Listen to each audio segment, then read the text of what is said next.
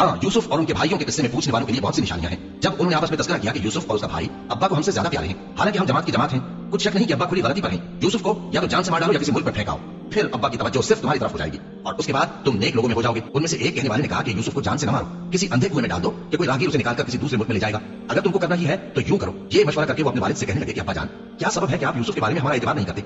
हालांकि हम उसके खैरखवाह हैं, कल उसे हमारे साथ भेज दीजिए कि खूब मेवे खाए और खेले कूदे, हम उसके निगहबान हैं। उन्होंने कहा कि ये अम्र मुझे गमनाक किए देता है कि तुम उसे ले जाओ, यानी वो मुझसे जुदा हो जाए, और मुझे ये भी खौफ है कि तुम खेल में उससे गाफिल हो जाओ और उसे भेड़िया खा जाए। वो कहने लगे कि अगर हमारी मौजूदगी में कि हम एक ताकतवर जमात है उसे भेड़िया खा गया तो हम बड़े नुकसान में पड़ गए। गरज जब वो उसको ले गए और इस बात पर इत्तेफाक कर लिया कि उसको अंधे कुएं में डाल दें, और हमने यूसुफ की तरफ वही भेजी कि एक वक्त ऐसा आएगा कि तुम उन्हें उनके इस सुलूक से आगाह करोगे और उनको इस वही की कुछ खबर न होगी। और ये हरकत करके वो रात के वक्त बाप के पास रोते हुए आए, कहने लगे कि अब्बा जान, हम तो दौड़ने और एक दूसरे से आगे निकलने में मसरूफ हो गए और यूसुफ को अपने असबाब के पास छोड़ गए तो उसे भेड़िया खा गया, और आप हमारी बात को वो हम सच ही कहते हैं बावर नहीं करेंगे, और उनके कुत्ते पर झूठ मूठ कर लोगों भी लगा लाए। याकूब ने कहा कि यूं नहीं है, बल्कि तुम अपने दिल से ये बात बना लाए हो। अच्छा, सब्र, ये वही खूब है, और जो तुम बयान करते हो उसके बारे में अल्लाह ही से मदद चाहिए। और अब अल्लाह की शान देखो कि उस कुएं के करीब एक काफिला आवारिद हुआ और उन्होंने पानी के लिए अपना सत्ता भेजा, तो उसने कुएं में डोल लटकाया, यूसुफ उससे लटक गए। वो बोला, ज़हीर किस्मत, ये तो एक लड़का है और इसको कीमती सरमाया समझकर छुपा लिया।